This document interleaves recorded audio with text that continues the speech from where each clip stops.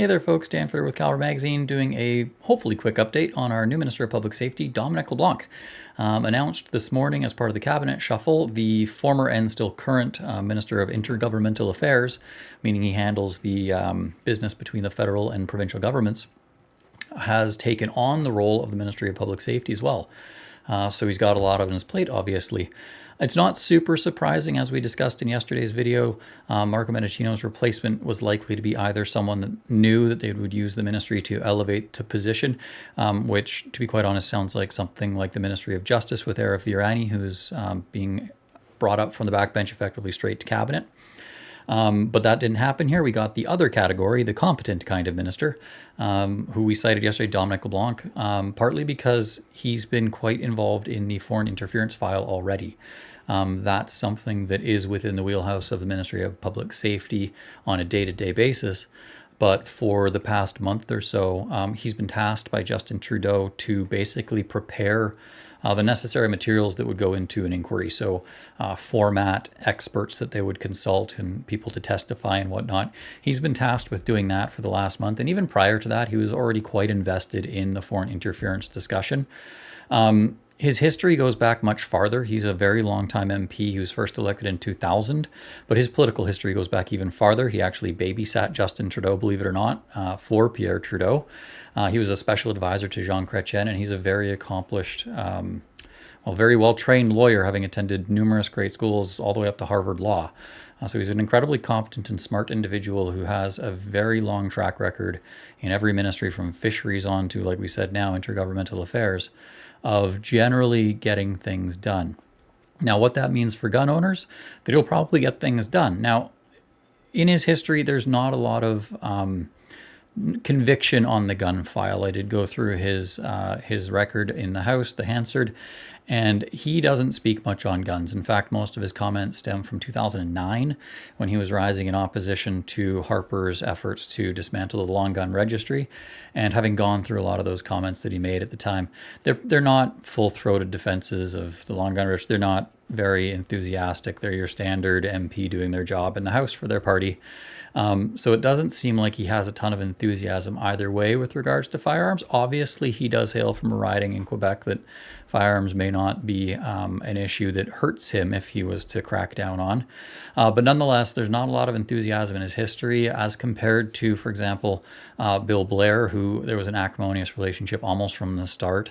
And then obviously with Marco Mendicino, that sort of continued and worsened as things went on. And Marco Mendicino had a long-standing history of not wanting anything to do with firearms. He would refuse to touch them even before taking on the role. He just would not touch a gun. I don't think we're in the same situation with Dominic LeBlanc per se. I don't think he cares. I think he's in the role because of the foreign interference file. I think that's why he asked for the role, which is the rumor that's going around. He asked to be placed in the Ministry of Public Safety, which it makes total sense. If the Prime Minister tasked him with concocting the plan for this inquiry, that this would be a rational next step. And I think that's what he's going to be focusing on. But nonetheless, the work that was being done, or the work that was supposed to be done by Marco Mendicino, and what I'm referencing here is any of the background work on C-21 relating to their testimony, because it's probably likely that staff or the minister may be called to testify at SECD, the Senate committee that's studying C-21 in the fall. There will be staff probably called up to testify as to some of the wordings and intents there. So there's work going on around that that's sort of related to moving C-21 forward. Obviously, with C-21 being in the Senate, it's not really within the minister's purview currently. So the work on testifying is all they can do. But there's also the additional work of reconstituting the Canadian Firearms Advisory Committee, who was then going to be tasked with coming up with a list of long guns that should be banned by OIC, existing long guns, because obviously C-21 bans pretty much all the magazine-fed semi-automatic rifles moving forward. This OIC will look at banning most of them that currently exist. There's been some talk that work may stop, and it may. The issue here becomes one of staffing primarily. Much like the work around the testimony that may be prepared for SECD, the work around reconstituting the Canadian Farms Advisory Committee at this stage was likely not being done by the minister himself. I'm talking about literally probably staff coming up with lists of potential names to sort through before finally coming up with final recommendations to present to the minister.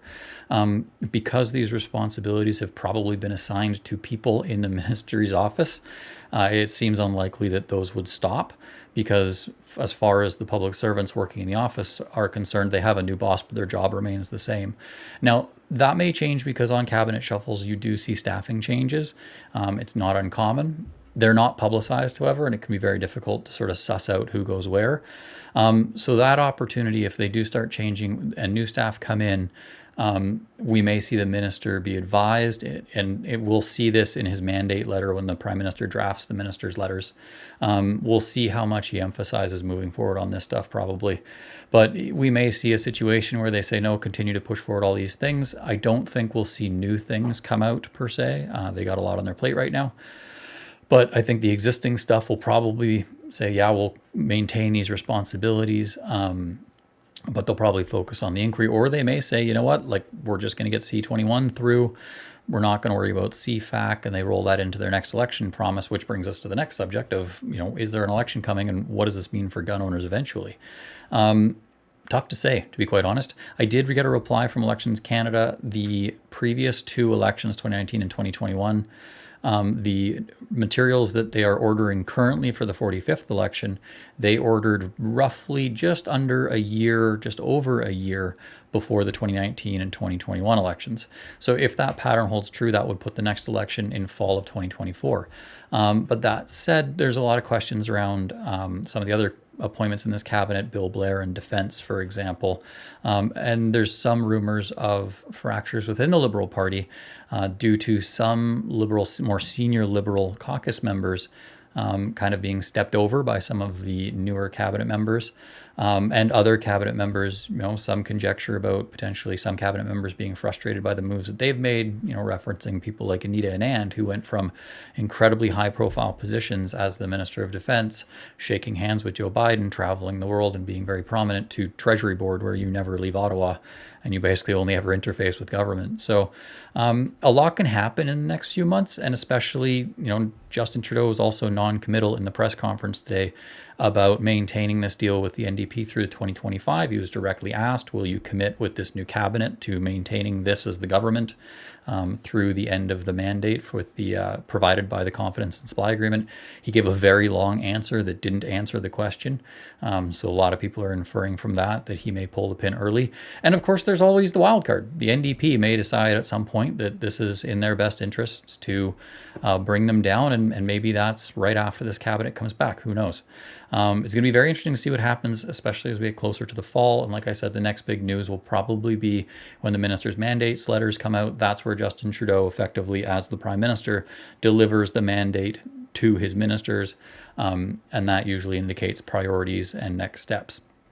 But with the specter of a potential election, and of course the other one would be prorogation's an option for Justin Trudeau if things start to go poorly, especially around this foreign interference inquiry, if he starts to get too many questions, or conversely, if those rumors of fractures within the Liberal caucus begin to take hold and we start to see more leaks of frustrated caucus members, that would indicate that he's losing control of his caucus. And at that point, the logical next step would be for him to prorogue to see if he can regain control by focusing back in on caucus. So there are things that could happen for sure, because we are in a very unstable period. Unfortunately, a lot of that instability is being fed by very real world negative inputs, inflation, homelessness, addiction, all the normal things. So I'll end this video the same way that I like to. Look after yourselves. I know there's been a lot of drama with the cabinet stuff, and I know that a lot of gun owners, it probably brings up, to be honest, a little bit of anxiety at this point, because it's been a long time that these guns have been locked up, and I think a lot of us are starting to wonder what's going to happen. So we will wait and see, and we will update these videos as needed. Like I said, we're going to try and move into some more content with reviews and whatnot to keep the channel alive. But we will let you know as soon as something comes up. Look after yourselves in the meantime. Take a little bit of time for mental health. And if you want to feel good about something, you can feel good about the fact that you likely still have guns that now 2 ministers of public safety have tried to take away from you. and they probably are still in your gun safe. So hey, they might still be there at the end of this third one, right? So thanks for watching, guys. If you like the content, obviously like, subscribe, share this video around. It helps the algorithm.